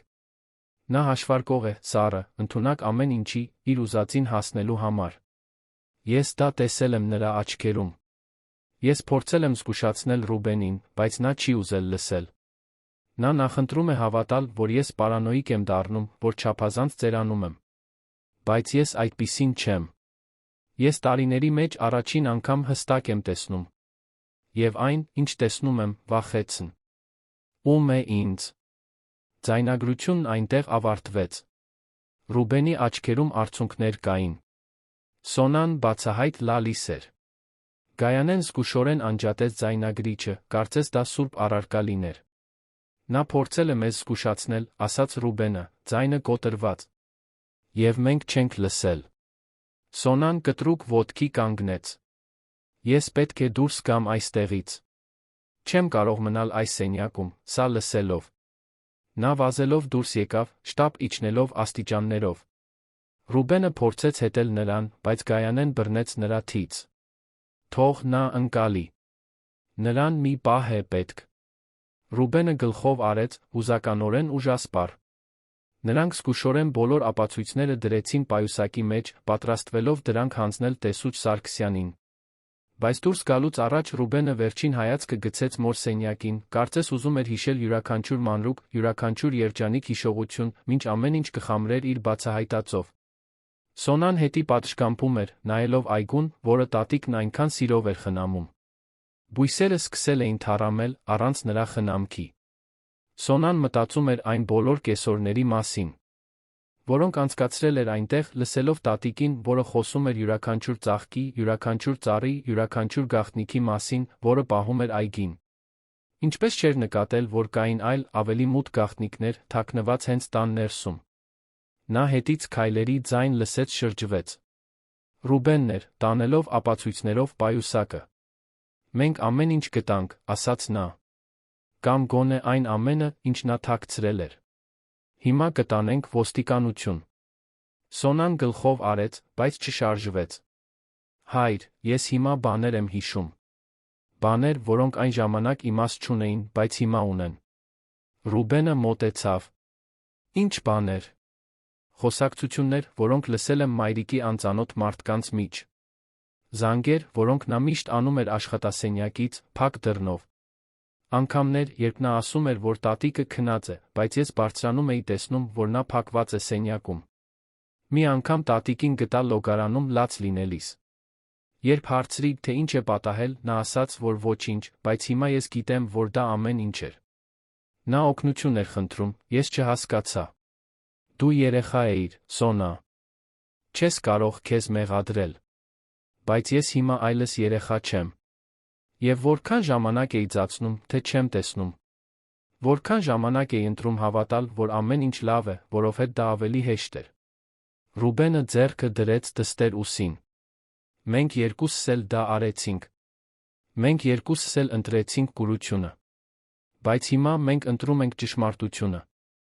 Եվ դա է, որ կարևոր է։ Նրանք վերադարձան տուն, ուղղորդվեցին ոստիկանական բաժանմունք։ Տեսուչ Սարգսյանն անմիջապես ընդունեց նրանց, ուշադիր զննելով յուրաքանչյուր ապացույց։ Ձայնագրությունը, մասնավորապես, խորապես տպավորեց նրան։ Սա ոսկի է, ասաց նա։ Սա հենց զոհն է, որը հաստատում է իր պարզամտությունը բողոքում իրավիճակից։ Համակցված կեղծ փաստաթղթերի բանկային գրանցումների հետ մենք ամուր գործ ունենք։ Շատ ամուր։ Երբ եք ձերբակալելու Լիլիթին, հարցրեց Ռուբենը։ Մենք արդեն ձերբակալման հրաման ունենք։ Բայց ուզում ենք համոզվել, որ ունենք բոլոր անհրաժեշտ ապացույցները, նախքան մեղադրանքը պաշտոնականացնելը։ Նա թանկարժեք փաստաբաններ ունի, ռեսուրսներ։ Կփորձի պաշտպանվել բոլոր հնարավոր ձերով։ Մենք պետք է անթերի լինենք։ Ռուբենը հասկացավ։ Նա սովորել էր, որ արդարադատությունը ոչ միայն ճշմարտության, այլ ընթացակարգերի, ապացույցների, իրավական փաստարկների մասին է։ Եվ նա պատրաստ էր ամեն ինչ ճիշտ անել, որքան էլ որ դա տեր։ Մինույն ժամանակ, պատմությունը շարունակում էր ազգային արձագանք ստանալ։ Լրատվական ծրագրերն ամեն գիշեր քննարկում էին գործը։ Փորձագետները վերլուծում էին բացահայտվողի իրավական, հոգեբանական, սոցիալական ասպեկտները։ Ռուբենի ընտանիքի գործը դարձել էր ավելի մեծ բանի խորհրդանիշ տարեցների նկատմամբ բռնության, ընտանեկան մանիպուլյացիայի, այն հանցագործությունների, որոնք տեղի էին ունենում ակնհայտորեն կատարյալ տներում։ Տարեցների պաշտպանության կազմակերպությունները սկսեցին գործն օգտագործել որպես իրազեկման արշավների օրինակ։ Մասնագիտացված ոստիկանական բաժանմունքները ստացան բողոքների զգալի աճ, մարդիկ, որոնք վերջապես քաջություն գտան հայտնելու նմանատիպ իրավիճակների մասին։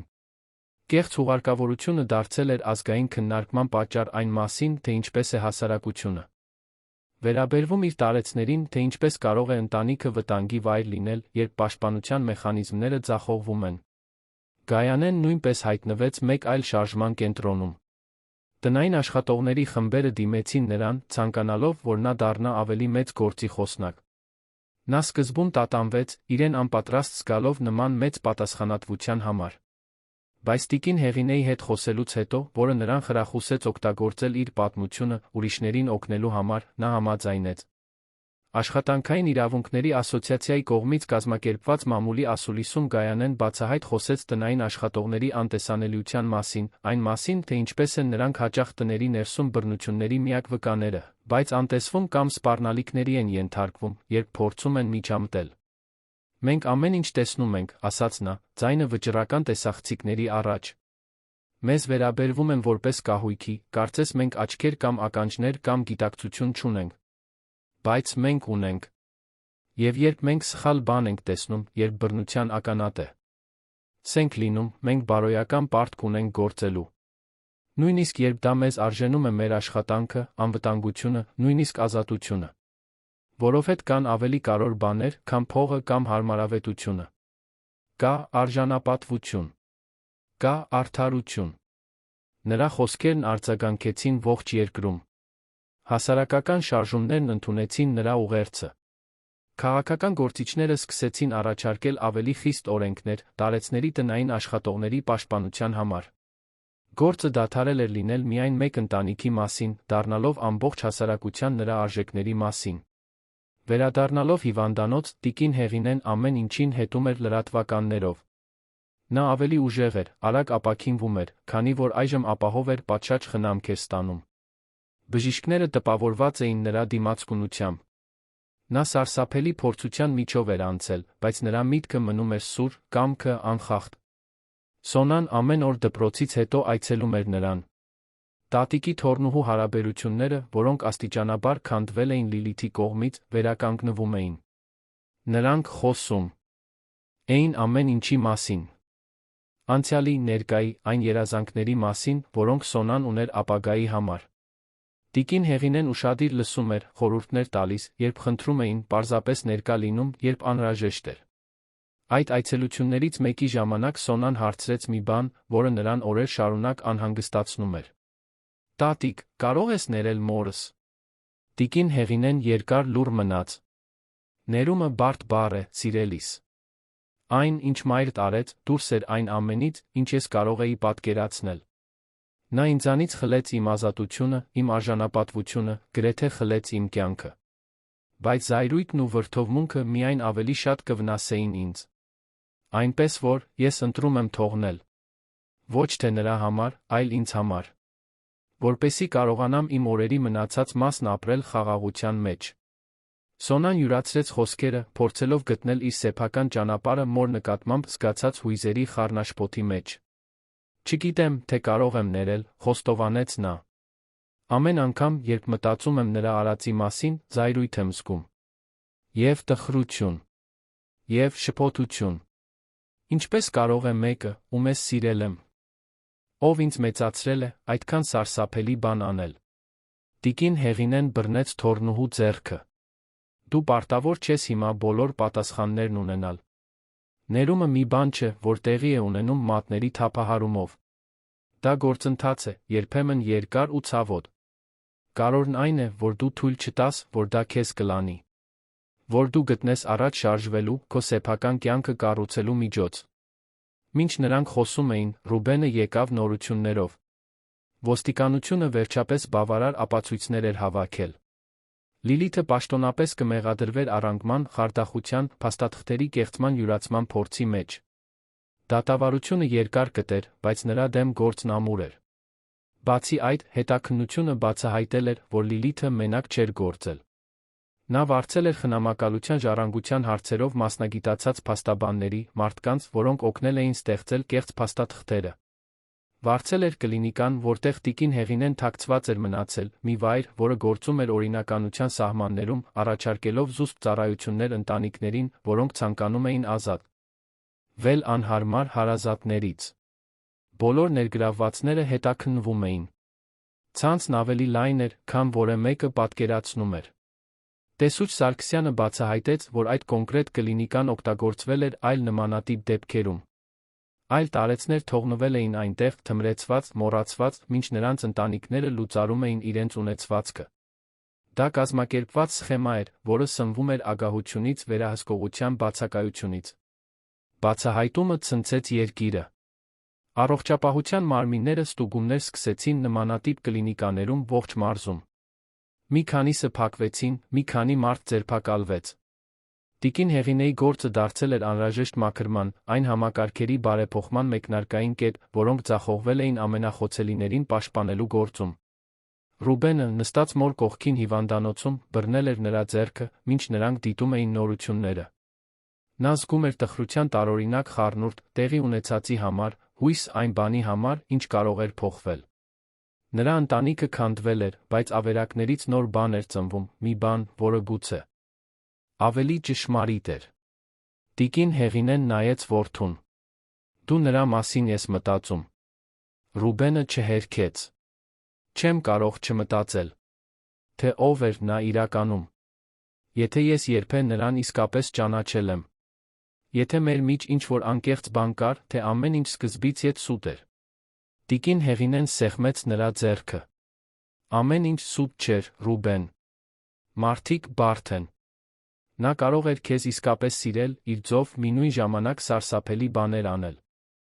Սերն ու չարությունը փոխադարձաբար բացառող չեն։ Ռուբենը մտածեց դրա մասին։ Դա դժվար ընդունելի ճշմարտություն էր, բայց գուցե դա միակն էր, որ իմաստ ուներ։ Լիլիթը պարզապես միաչափ չարագործ չէր։ Նա մարդ էր, որը կատարել էր ընտրություններ, որոնք թանկ արժեցան իր շրջապատի բոլորին։ Սոնան այդ պահին մտավ սենյակ, բերելով տան այգուց թարմ ծաղիկներ։ Նա դրանք դասավորեց ծաղկամանի մեջ, մահճակալի կողքին, աշխուժորեն խոսելով դպրոցի, ընկերների, ապագա պլանների մասին։ Նրա մեջ մի թեթություն կար, որը վաղուց չկար, կարծես մի բեռ էր հանվել։ Տիկին Հեղինեն քնքշությամբ հետում էր թոռնուհուն, նկատելով փոփոխություն։ Ները։ Սոնան աճում էր, հասունանում, դառնում ավելի ուժեղ, դժվարությունների միջով։ Ցավոտ էր այն ճանապարհը, որը հասցրել էր այստեղ, բայց արդյունքը մի աղջիկ էր, որը սովորել էր հարցեր տալ, չընդունել արտաքին տեսքը, առանց դրա հետում գտնվող ճշմարտությունը հետաքննելու։ Գայանեն հայտնվեց քիչ անց, բերելով տնական ապուրը, որը հատուկ պատրաստել էր տիկին Հեղինեի համար։ 4 հոգին, միավորված ողբերգությամբ, բայց նա անկեղծ սիրով, կիսեցին պարզ ճաշը այդ հիվանդանոցային սենյակում։ Զրուցեցին, ծիծաղեցին փոքր բաներից, գտան նորմալության պահեր այն քաոսի մեջ, որը դեռ շրջապատում էր նրանց։ Եվ այսպես, մինչ արը մայր էր մտնում երանի վրա, երկինքը ներկելով նարնջագույն մանուշակագույն երանգներով, նրանք գիտեին, որ ճանապարհորդությունը դեռ չէր ավարտվել։ Առջում դատավարություն կար, իրավական ճակատամարտեր, որոնք պետք է մղվեին, հուզական սպիներ, որոնք պետք է բուժվեին։ Բայց երկար ժամանակ անց առաջին անգամ նա հույս կար։ Հույս, որ ճշմարտությունը կհաղթանակի, որ արդարությունը կհաստատվի, որ հնարավոր է վերակառուցել ավերակների վրա։ Հաճ։ Որտ ամիսները լսումների, ցուցմունքների բացահայտումների հորցանուտ էին, որոնք կուտակվում էին որպես մի ճշմարտության շերտեր, որին ոչ ոք լիովին պատրաստ չէր դիմակայելու։ Դատարանը դարձավ այն բեմը, որտեղ Լիլիթի յուրաքանչյուր սուտը մաս-մաս քանդվում էր, որտեղ յուրաքանչյուր կեղծ փաստաթուղթը ենթարկվում էր արդարադատության անողոք լույսին։ Դահլիճը միշտ լեփ-լեցուն էր, լրագրողները զբաղեցնում էին առաջին շարքերը, հասարակ մարդիկ ցանկանում էին ականատես լինել այն պատմական պահին, որը գրավել էր ողջ երկրի ուշադրությունը։ Լիլիթը յուրաքանչյուր լսմանը գալիս էր անթերի հագնված, պահպանելով արժանապատվության կեցվածք, որը դաժանորեն հակադրվում էր իրեն մեղսագրվող հանցագործություններին։ Նրա փաստաբանները, թանկարժեք փորձառու թիմ, փորձում էին բոլոր հնարավոր ռազմավարությունները։ Նրանք պնդում էին, որ նա գործել է սթրեսի տակ, որ նրան սխալ են հասկացել, որ նրա մտադրությունները եղել են սկեսրոջը պաշտպանելը, ոչ թե վնասելը։ Բայց ապացույցները ջախջախի չէին։ Ռուբենը ներկա էր բոլոր նիստերին, միշտ նստած նույն տեղում, հետելով այն կնոջը, որի հետ կիսել էր 15 տարվա կյանք, թե ինչպես էր նա աստիճանաբար զրկվում իր կրած բոլոր դիմակներից։ Յուրաքանչյուր ցուցմունք բացահայտում էր մանիպուլյացիայի նոր շերտ։ Յուրաքանչյուր ներկայացված փաստաթուղթ ցույց էր տալիս մանրակրկիտ պլանից մեկ կտոր, որը նա իրականացրել էր վիրաբուժական սառնությամբ։ Ցավոտ էր, բայց նա անհրաժեշտ։ Ինչպես դիտել ուռուցքի հեռացումը, իմանալով, որ ընթացակարգի ցավը բուժման ճանապարհն է։ Գայանեն նույնպես ցուցմունք տվեց, պատմելով իրադարձությունների իր տարբերակը մի անկեղծությամբ, որը հուզեց դահլիճում գտնվող բոլորին։ Նա նկարագրեց, թե ինչպես է ականատես եղել տիկին Հեղինեի աստիճանական մեկուսացմանը, թե ինչպես է փորձել միջամտել լռեցվել, թե ինչպես է իր հավատարմությունը տիրուհու նկատմամբ դրդել իրեն շարունակել հետաքննել նույնիսկ աշխատանքից ազատվելուց հետո։ Երբ պաշտպանական կողմի փաստաբանը փորձեց վարկաբեկել նրան, ենթադրելով, որ նա ֆինանսական շահագրգռվածություն ունի գործում, Գայանեն պատասխանեց մի վճռականությամբ, որը լռեցրեց դահլիճը. «Իմ շահագրգռվածությունն արդարությունն է։ Տիկ. Ին Հեղինեն ինձ արժանապատվություն տվեց, երբ ես ոչինչ չունեի։ Չկա գումար, որը կարող է դա վճարել։ Եվ եթե նրան պաշտպանելն ինձ արժենար այն ամենը, ինչ ունեմ, ես կրկին կանեի դա, առանց տատանվելու»։ Նրա խոսքերն արձագանքեցին դատարանի դահլիճում, շատ դիտորդներ զուսպ արցունքներ սրբեցին։ Դատավորը, միջին տարիքի, տասնամյակների փորձ ունեցող մի մարդ, կարծես տպավորված էր այն պարզ կնոջ ազնվությամբ, որը դարձել էր այս ամբողջ դրամայի բարոյական կենտրոնը։ Սոնան նույնպես պետք է ցուցմունք տար, մի փորձություն, որը նրան խորապես վախեցնում էր։ Նա պետք է խոսեր մոր հետ իր հարաբերությունների, տարիների ընթացքում իր դիտարկածի, սեփական սխալների մասին, չնկատելու այն, ինչ կատարվում էր։ Դա հսկայական խոցելիության պահ էր, լինել այնտեղ, անծանոթների առաջ, բացահայտելով իր ընտանիքի ամենախորը վերքերը։ Բայց նա դա արեց մի քաջությամբ, որը զարմացրեց նույնիսկ Ռուբենին։ Երբ փաստաբանը հարցրեց, թե արդյոք նա դեռ սիրում է մորը, Սոնան երկար լուռ մնաց։ Ամբողջ դահլիճը սպասում էր նրա պատասխանին։ «Ես սիրում եմ այն մարդուն, ով կարծում էիք, թե նա կա», վերջապես ասաց Սոնան, ձայնը դողացող, բայց վճռական։ Բայց այդ մարդը գոյություն չունի։ Գուցե երբեք էլ գոյություն չի ունեցել։ Եվ դա ընդունելու ամենադժվար մասն է։ Ոչ միայն այն, ինչ նա արեց, այլ բացահայտելը, որ այն մայրը, որին ես ճանաչում էի, պատրանք էր։ Լիլիթը, որը մինչ այդ պահը պահպանում էր չեզոք արտահայտություն, կարծես ցնցվեց, լսելով դստեր խոսքերը։ Դա առաջին իրական հուզմունքի նշանն էր, որը նա ցուցաբերեց ամբողջ գործընթացի ընթացքում։ Բայց նա ոչինչ չասաց, պարզապես հայացքը ցած գցեց, կարծես վերջապես հասկանալով իր կորցրածի մեծությունը։ Դատավարության ամենատպավորիչ պահը եկավ, երբ տիկին Հեղինեն բարձրացավ վկաների ամբիոն։ Նա զգալիորեն ապաքինվել էր իր փրկությունից հետո անցած ամիսներին, թե դեռս ցույց էր տալիս իր կրած փորձության ֆիզիկական նշանները։ Բայց նրա միտքը սուր էր, ձայնը վճռական, ներկայությունը հարգանք պարտադրող։ Նա խոսեց Լիլիթի հետ ապրած տարիների մասին, այն մասին, թե ինչպես է բազմիցս փորձել հարսին կասկածի առավելություն տալ, թե ինչպես է աստիճանաբար հասկացել մակերեսորեն բարի գործողուտ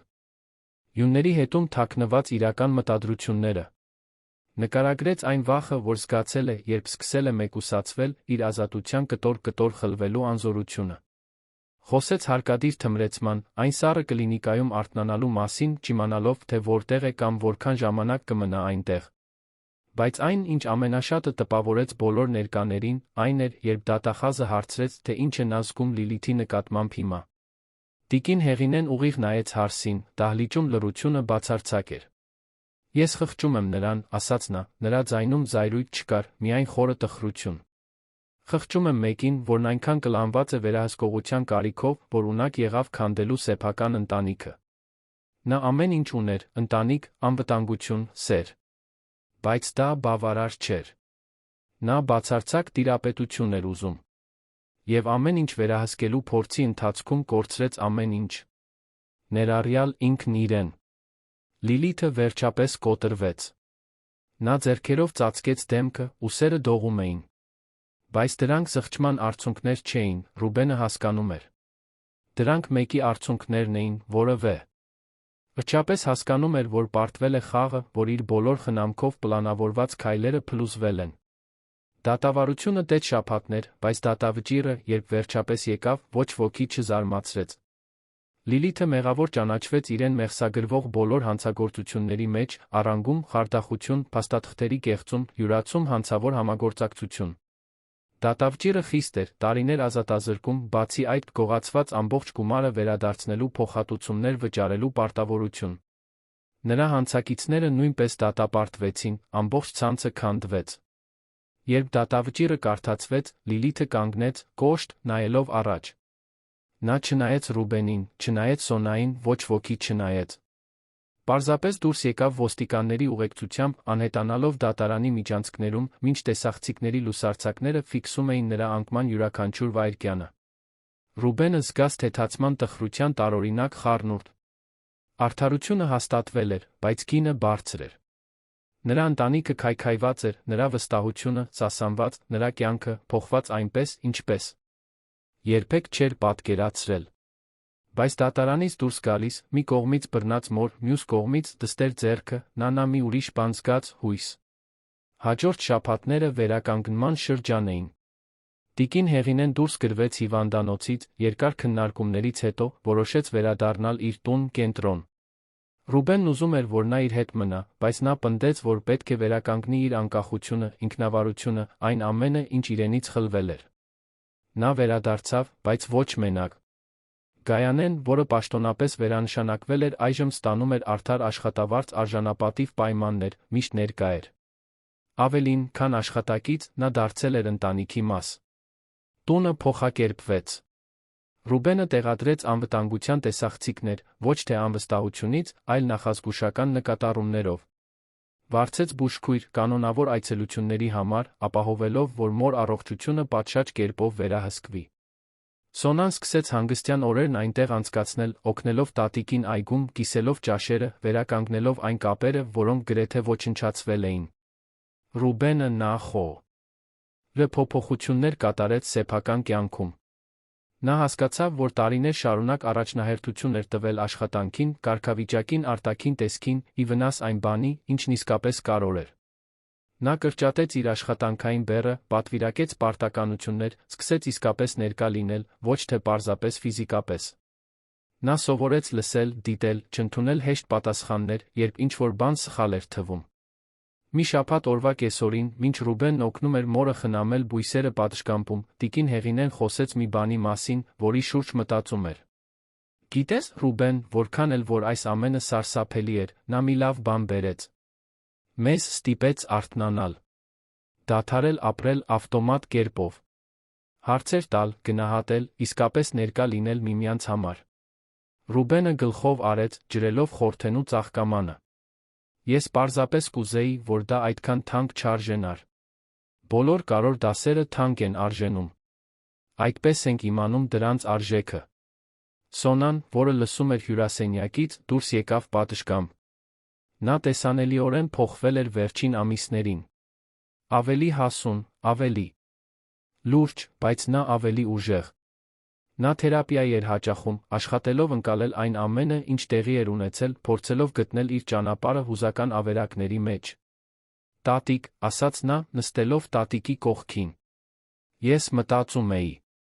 այն ամենի մասին, ինչ տեղի ունեցավ։ Եվ հասկացա, որ ուզում եմ ինչ-որ բան անել դրանով։ Ուզում եմ իրավաբանություն սովորել, աշխատել տարեցների պաշտպանության ոլորտում։ Որպեսզի այն, ինչ պատահեց քեզ հետ, չպատահի այլ մարդկանց հետ։ Տիկին Հեղինեն ժպտաց, աչքերը փայլելով։ Դա ինձ շատ հպարտ կդարձներ, սիրելիս։ Շատ հպարտ։ Ռուբենը նայեց իր կյանքի երկու ամենակարևոր կանանց խորը երախտագիտություն զգաց։ Նրանք գոյատել էին։ Ավելին, նրանք ցավը վերածում էին նպատակի, տրավման, ուրիշներին օգնելու մոտիվացիայի։ Գայանեն հայտնվեց պատշգամբում, սուրճի թխվածքաբլիթների սկուտեղով։ Նա դարձել էր անփոխարինելի ոչ միայն որպես խնամող, այլ որպես ընտանիքի անդամ։ Տիկին Հեղինեն պնդել էր, որ նա իրենց հետ ուտի, մասնակցի զրույցներին, վերաբերվի որպես հավասարի։ Եվ այդպես էլ կար։ Մինչ նրանք միասին սուրճ էին խմում, խոսելով մանրուքներից, ապագա պլաններից, մի խաղաղության զգացում կար, որը վաղուց չկար։ Դա տգիտության խաղաղությունը չէր, այլ նրանց խաղաղությունը, ովքեր դիմակայել են ամենավատին գոյատել։ Նրանց, ովքեր ճանաչում են ստվերները, բայց ընտրում են փնտրել լույսը, նույնիսկ այդ դեպքում։ Տիկին Հեղինեի, Ռուբենի, Սոնայի Գայանեի պատմությունը շարունակեց արձագանքել հասարակության մեջ։ Օրենքներ առաջարկվեցին, ընդունվեցին, մեծացնելով խոցելի տարեցների իրավական պաշտպանությունը։ Այնպիսի կլինիկաներ, ինչպիսին այն էր, որտեղ պահվում էր տիկին Հեղինեն, հետաքննվեցին, շատերը փակվեցին։ Տնային աշխատողները ստացան ավելի շատ իրավունքներ, պաշտպանություններ։ Գործը դարձել էր համակարգային փոփոխությունների կատալիզատոր։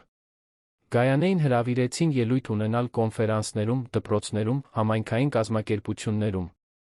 Նա միշտ համաձայնում էր, կիսվելով իր պատմությամբ ոչ թե անձնական փառքի համար, այլ որովհետև հավատում էր, որ այլ մարդիկ պետք է լսեն,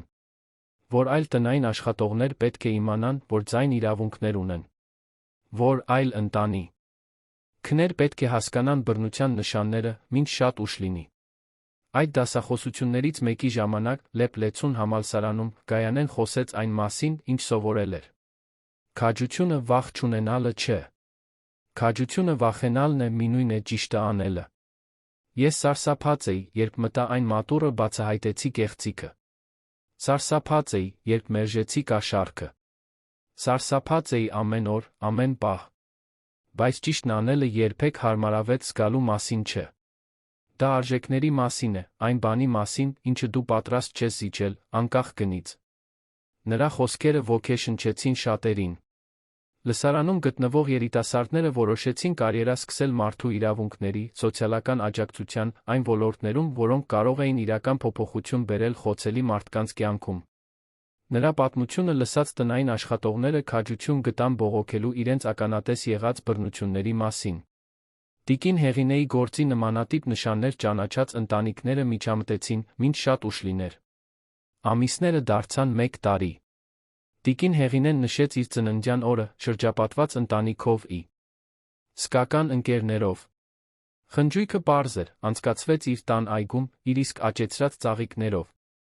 Ռուբենը հուզիչ կենաց ասաց, շնորհակալություն հայտնելով այն երկրորդ հնարավորության համար, որը բոլորը ստացել էին։ Սոնան ներկայացրեց իր գրած բանաստեղծությունը դիմացկունության սիրո մասին։ Գայանեն պատրաստեց տիկին Հեղինեի սիրելի ուտեստը, հին ընտանեկան բաղադրատոմս, որը նա սովորել էր տարիների ընթացքում։ Խնջույքի ընթացքում տիկին Հեղինեն շուրջը նայեց, տեսնելով իր սիրած մարդկանց, այն մարդկանց, որոնք փրկել էին իրեն, այն մարդկանց, որոնց ձավորմանը նա օգնել էր։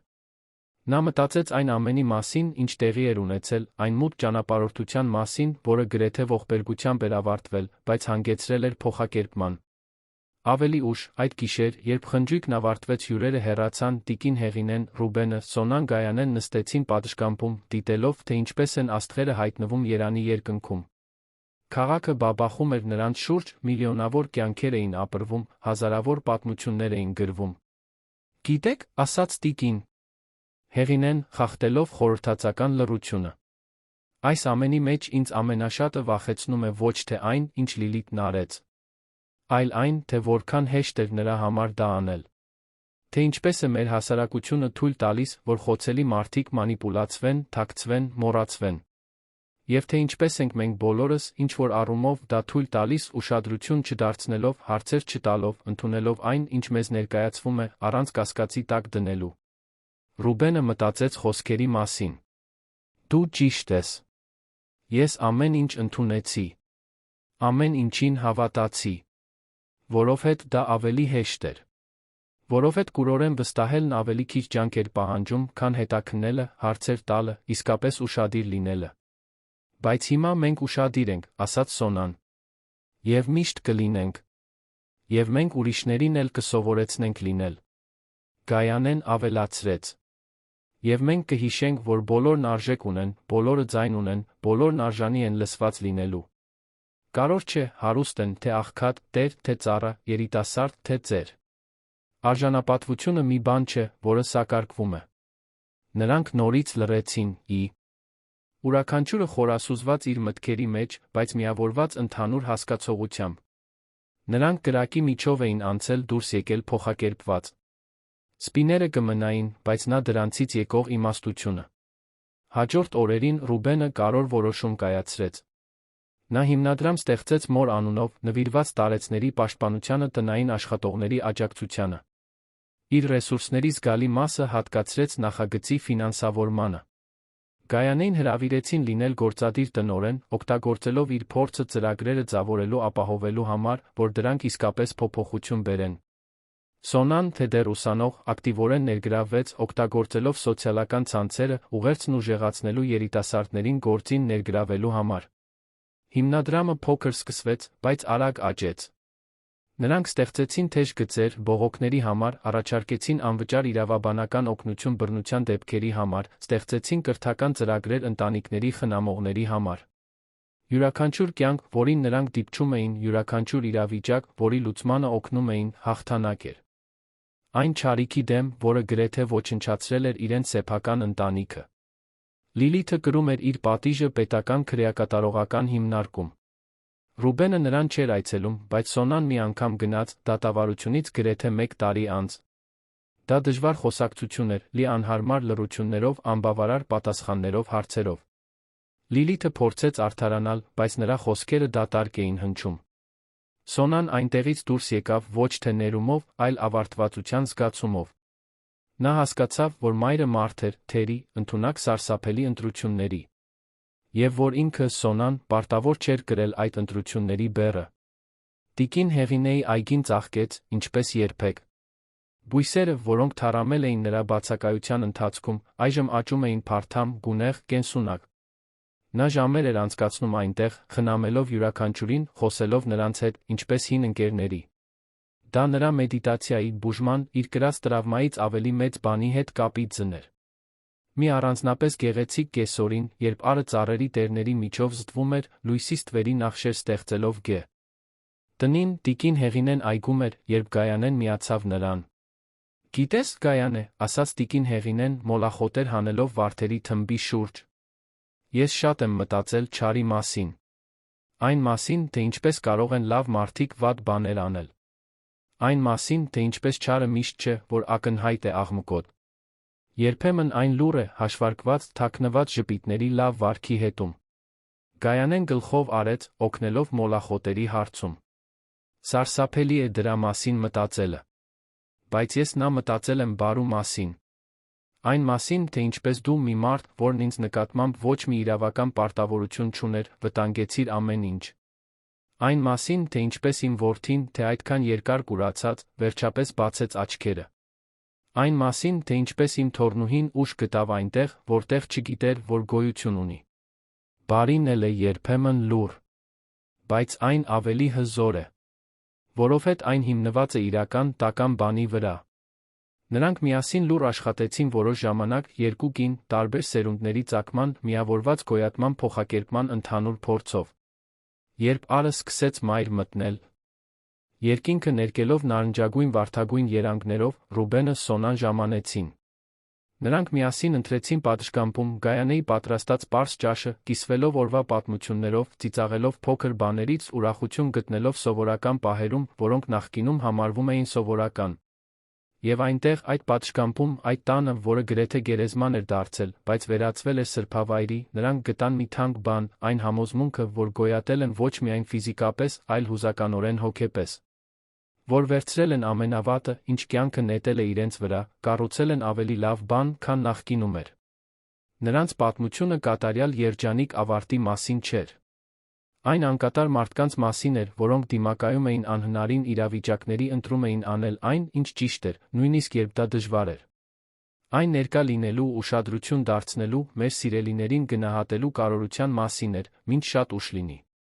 Այն բանի գիտակցման մասին էր, որ արժանապատվությունն ու հարգանքը շքեղություն չեն, այլ յուրաքանչյուր մարդու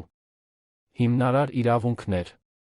Եվ մինչ գիշերն իջնում էր Երանի վրա, մինչ միլիոնավոր լույսեր վառվում էին, կազմելով քաղաքային համաստեղություն, որը ձգվում էր մինչ հորիզոն, այդ 4 մարդիկ գիտեին, որ դիմակայել են խավարին դուրս եկել սեփական լույսով։